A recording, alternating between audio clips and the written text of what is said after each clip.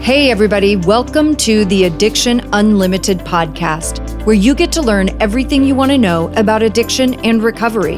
I'm your host, Angela Pugh, co-founder of Kansas City Recovery, life coach, and recovering alcoholic.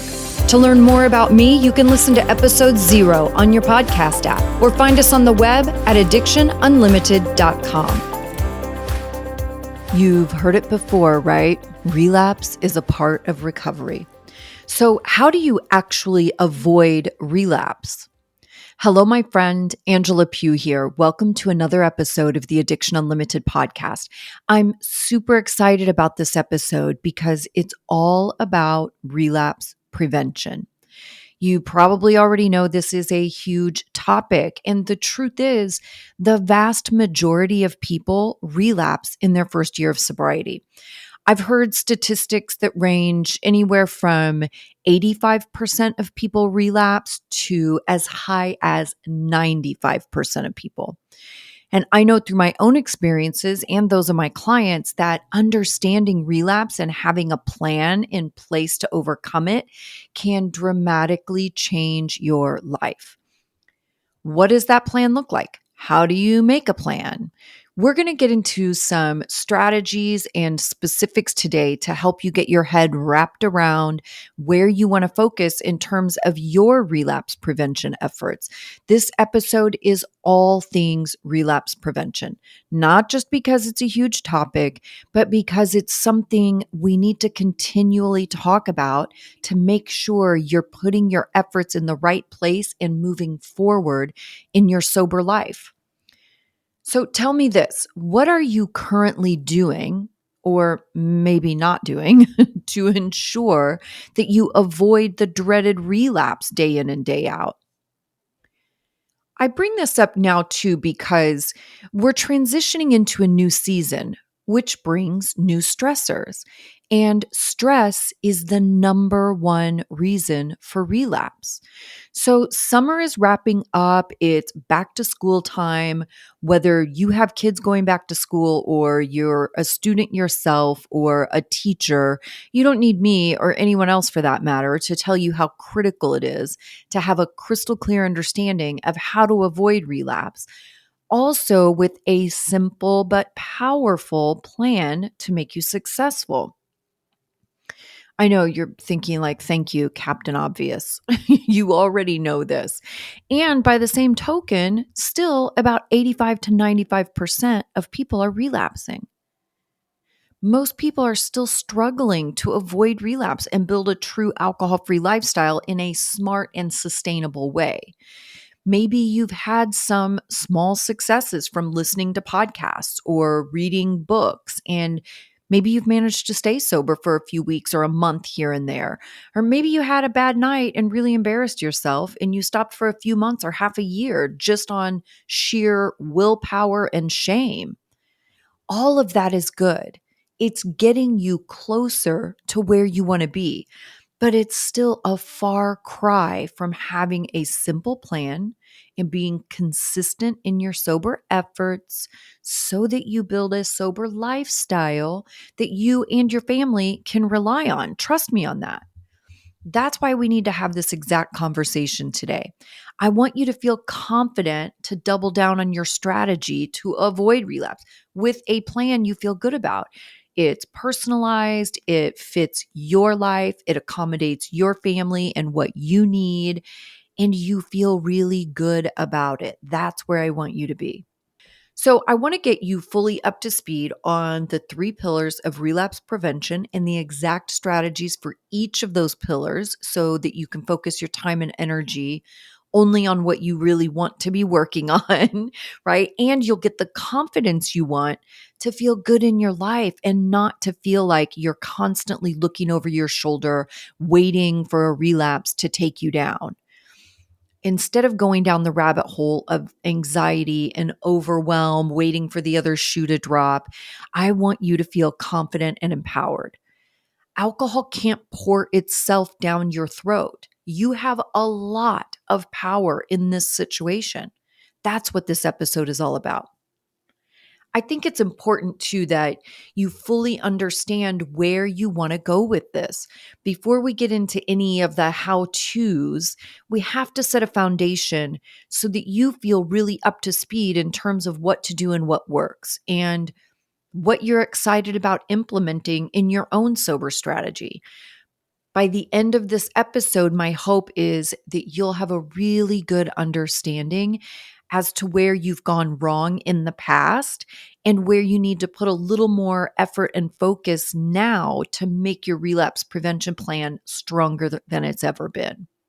So let's get into these three pillars kind of relapse prevention, and these are like the three most crucial areas to focus on. And then we're going to dig into each one of them with some real strategies, right? What do you need to do in each of these? So, number one is having strategies, right?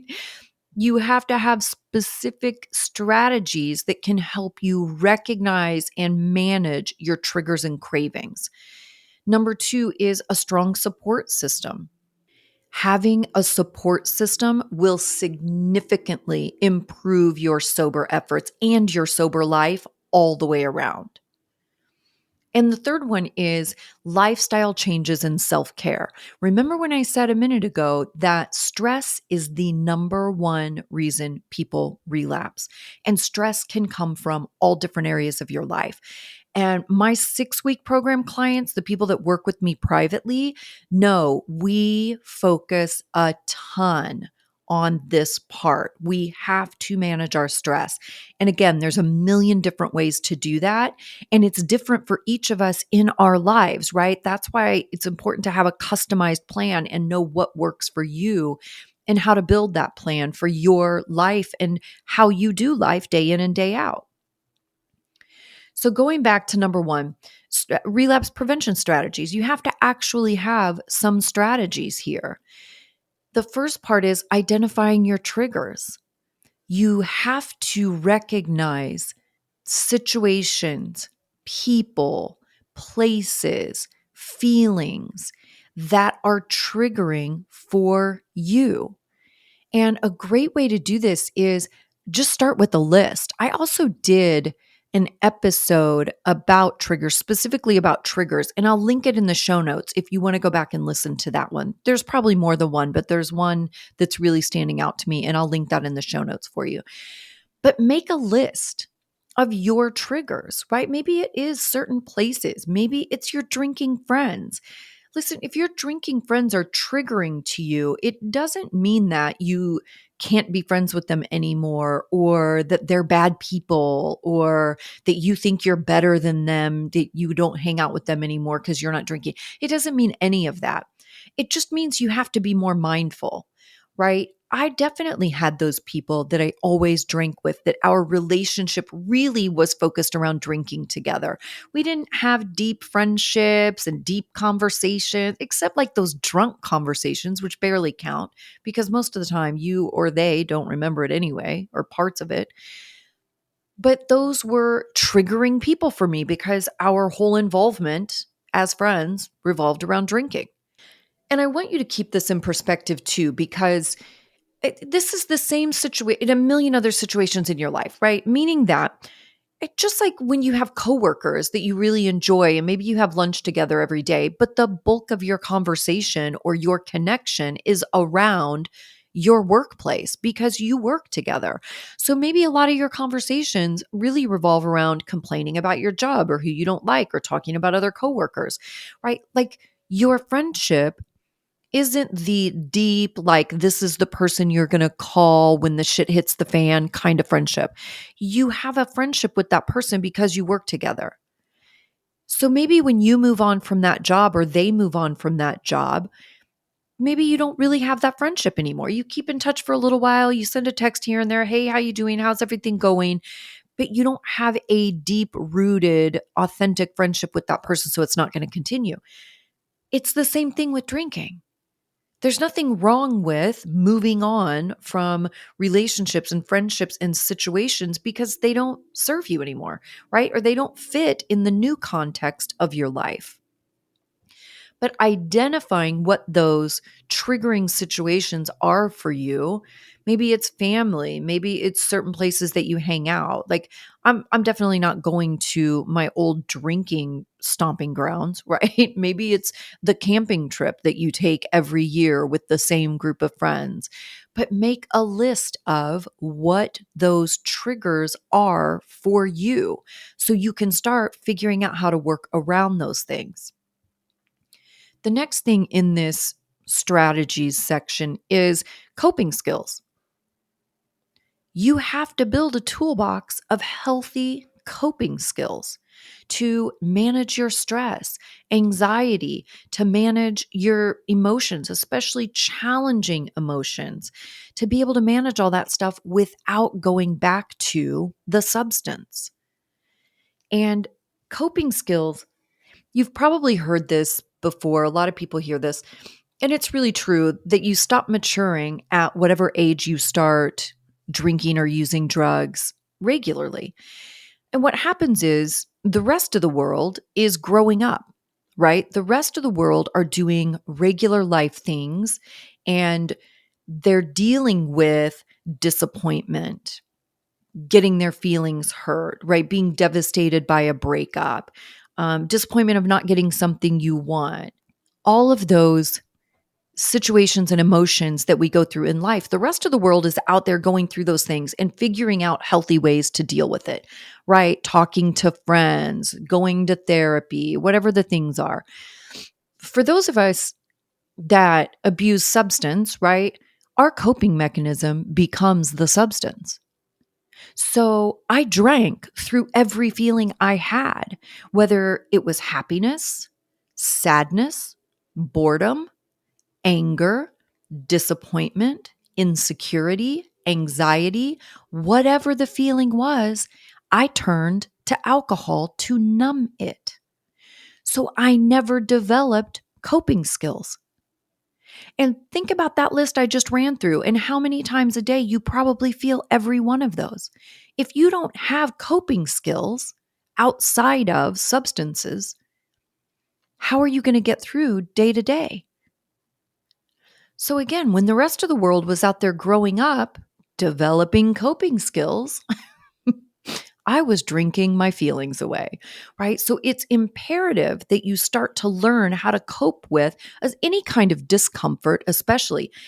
But we will drink equally quickly over happy things too, right? Our brains love to kick in and go, you deserve this. You worked hard all week. Look what you've been through. You deserve a reward. Sit down and have a cold drink, right? So we will drink over happy things too. Any feeling is what you have to be aware of and have a healthy way to cope with it. Boredom is one that I hear always. People always, I'm bored. I'm bored. Sober life is boring. What am I going to do? How am I going to have fun? Boring is a choice. If you are bored, you are being boring. And that's a choice you're making. There are a million things to do. You just got to get up off your happy buns and find something to do. But that's what I'm saying. Coping skills. You have to have healthy ways to cope with all the things and all the feelings. The next one is really having an actual relapse prevention plan. This is a strategy.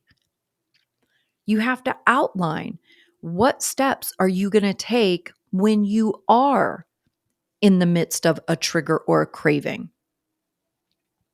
Figure out what those things are.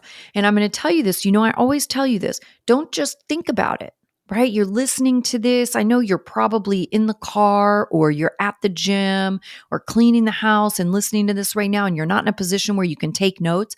But I want you to hear me when I say this. Don't just think about it and go, oh, yeah, I've got it. Like you think about one or two things and you go, yeah, I've got this. I'm good. I want you to really take 3 minutes and sit down and write out, pen to paper, what are some things you can do when you are triggered or in the midst of a craving or in the midst of a feeling. What are some things you can do? For me, number one is always go to a meeting, especially if I'm really tied up in knots about something. If I have super high anxiety and I'm stressed out or I'm freaking out or I'm fearful of my future, financial insecurity, or whatever the thing is, number one for me is going to a meeting because those are my people. I cannot wait to get in the energy of other alcoholics where I can be myself and we can laugh and have fun and all of that anxiety and stress melts away. Always number one for me. Number two, if I can't get to a meeting, is to reach out to other sober friends. Like I've got to connect with people. I have to connect and again, get that warmth and welcoming feeling that I get from other addicted people. Find some things to do. You've heard me talk about distracting yourself 10 minutes at a time. That's what I did in my beginning, literally 10 minutes at a time. If my head was kicking in, driving me crazy, I would distract myself 10 minutes at a time. Clean out a drawer, clean out a closet, take out the garbage, go clean out the garage. I mean, I don't care what you do. Take a walk, play with your dog, play with your kids, whatever the thing is, 10 minutes at a time. These are strategies. These are healthy coping skills, but take some time and write down what can you actually do when you are in the midst of feeling triggered or having a craving. Okay, the second pillar is building a strong support system. You guys, this is huge. I know you're probably tired of hearing me say it, but you have to have people in your corner. Period. Human beings are pack animals. We are created to do life together. We are connection oriented beings. You have to have a support system. I don't care who it is. I'm not telling you you have to go to AA. I don't care where you go. I don't care who your support system is. You just have to have one.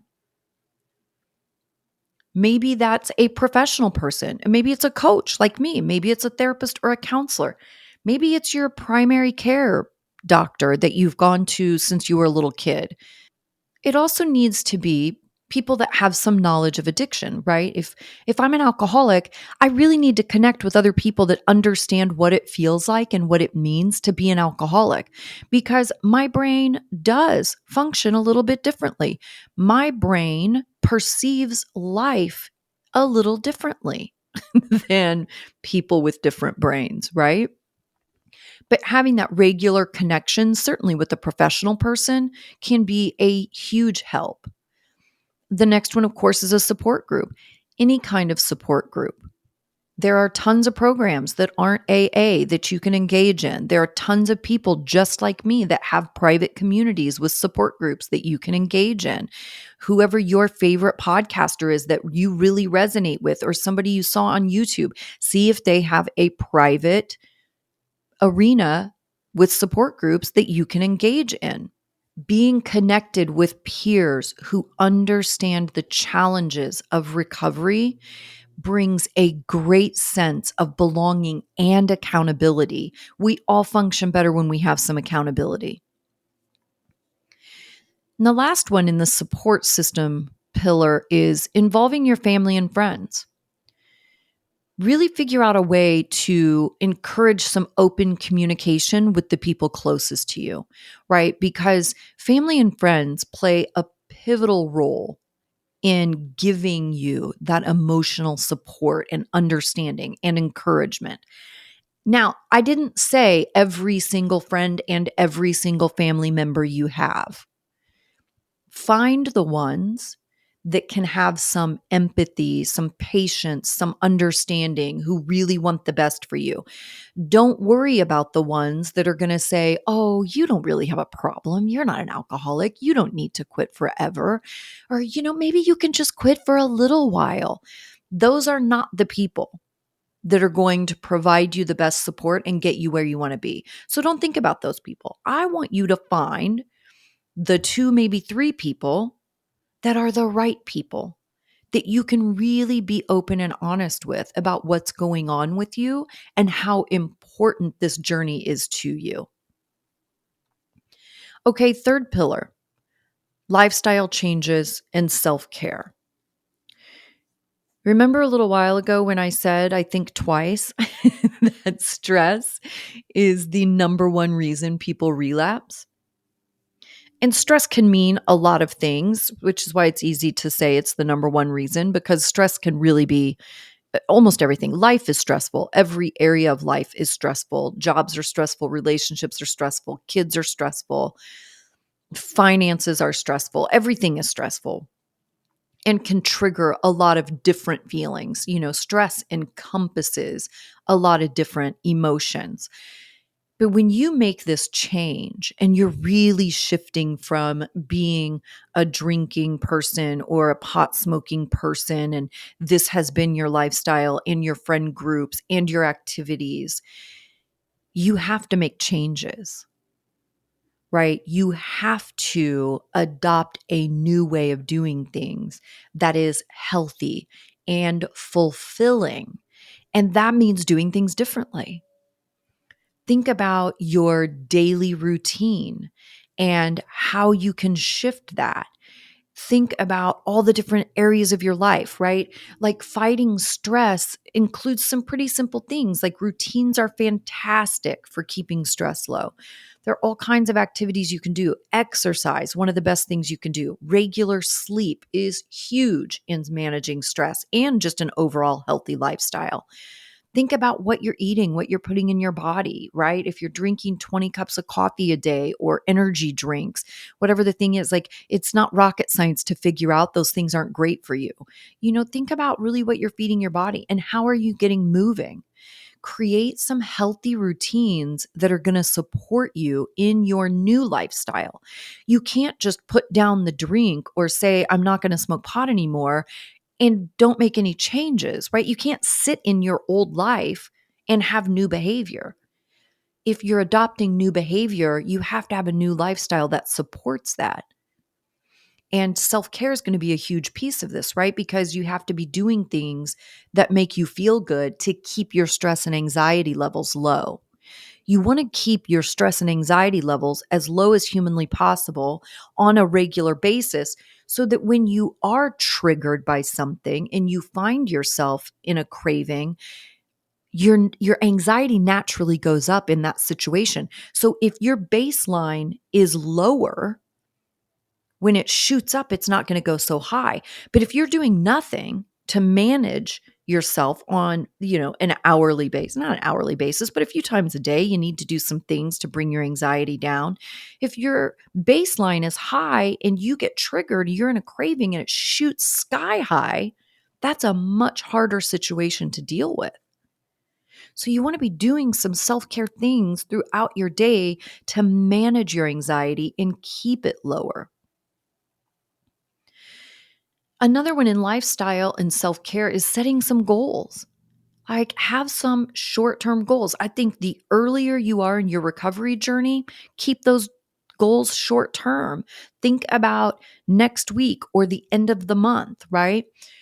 The farther along you are in your recovery journey, you can get bigger, more long term goals. But you don't want to get too caught up in the future, right? Because that's what gives us anxiety and we future trip.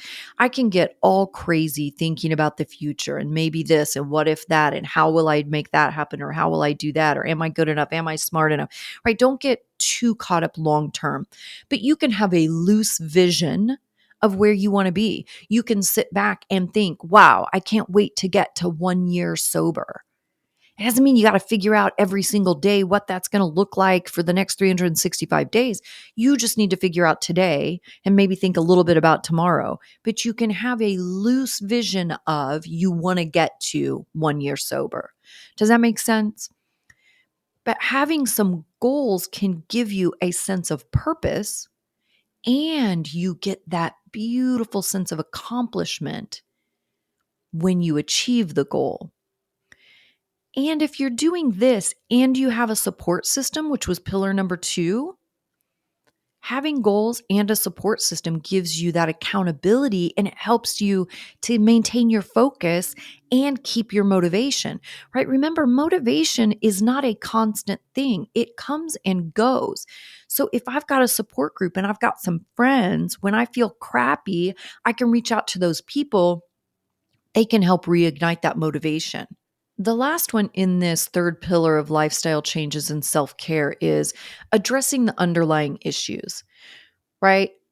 And again, maybe that means therapy. For some people, that means medication. For some people, that means trauma work. There's a million ways that you can start addressing some underlying issues. The one thing I want to say is it is not a great idea to start digging into trauma when you are newly sober because you don't yet have coping skills. Okay. Almost everybody on the planet has some level of trauma. Like, I didn't almost drink myself to death because shit was going well. Like, obviously, there's some underlying trauma there. But I didn't start really digging into my trauma for years into my recovery, partially because I didn't really know about it and didn't understand it. But I had to really spend some time developing coping skills. And this is what I want you to think about. Certainly in your first year, anywhere in your first year of sobriety, what you're trying to do is avoid relapse. That is your number one goal. Avoid relapse and do whatever it takes to avoid relapse. The longer you avoid that relapse and you have good strategies in place and you're taking good solid actions to not relapse, the longer time you avoid relapse, the more confidence you get. The more you start to trust yourself and you start to see how much power you really have in this equation. Listen, alcohol is not going to chase you down the sidewalk and force itself down your throat. It just isn't. This is a series of choices that you make. You're either choosing to take the actions to not drink, or you're choosing to not do anything and go, I hope I don't relapse. You don't hope, you take action. You decide you're not going to relapse. And then you take the necessary actions to make sure you don't relapse. But you have to have coping skills and develop coping skills to deal with the different situations, the different triggers, the different people that are going to be triggering to you, the different feelings you're going to experience on a daily basis. There's no way to avoid feelings. Feelings really aren't that big of a deal. We make them out to be a big deal because we don't like them and we drank our way through them for so long, they feel scary to us. But that's the whole point. You have to develop these coping skills to deal with all the feelings and situations and people and triggers. Once you have some good, solid coping skills and you feel really comfortable and confident in your sober life, in your relapse prevention plan, and you feel comfortable to get through big things, like you're going to be able to do that without drinking, that's when you can start thinking about digging a little deeper into some underlying issues. But you certainly can start addressing some of the more surface level things, right? Which are our behaviors. We have tons of behaviors. In AA, we call them character defects. We have tons of behaviors that need correcting, right? Codependence, people pleasing, lying. There are all these things that we do, right? Being late, being selfish. Those are all underlying issues that you can start learning about and correcting anytime you want. But all these underlying things contribute to relapse, right? So addressing them is crucial. And remember, relapse is a common part of the recovery process for most people. I don't want you to feel bad about that or beat yourself up for that because it's not going to get you anywhere. Also, understand, you've heard me say this 1,000 times, relapse is feedback. When you relapse, it's just telling you that your plan isn't quite strong enough yet. There's somewhere that your plan is lacking. And these three pillars, everything we've outlined in this episode, is a great place to start figuring out where you need to strengthen your plan. And that will make your future efforts even stronger. There are plenty of ways to get help and support, but I really want you to take this seriously. If you're really making a commitment to not drink, then you take these things seriously and you will spend time. You will be intentional in spending time thinking about your plan, writing it down, and knowing what you're going to do. If I feel this, I'm going to call this person. If this happens, I'm going to go to X meeting. Like, have an idea of what you're doing, how you're approaching your life, and what's important to you to get through this stuff. Okay, my friends, thank you so much for being here with me. I am so grateful I get to share all of these recovery strategies with you. And I hope I will see you in our Facebook group where we get to have more discussion. And if you want me to go into even more detail with you, creating your personalized recovery strategy where I walk the walk with you, schedule a call with me to see if we're a good fit. Okay, you guys, have a wonderful morning, noon, or night, wherever you are in the world. I hope you're having a fantastic day, and I'll see you next week. You've reached the end of another great episode of the Addiction Unlimited podcast. Candid and honest conversation about addiction and recovery. Be sure to visit us at addictionunlimited.com to join the conversation and access show notes and links to everything we talked about. Love this episode? Please take 30 seconds to subscribe, rate, and review on iTunes to help us improve and give you the information you want. Thanks for listening. See you next week.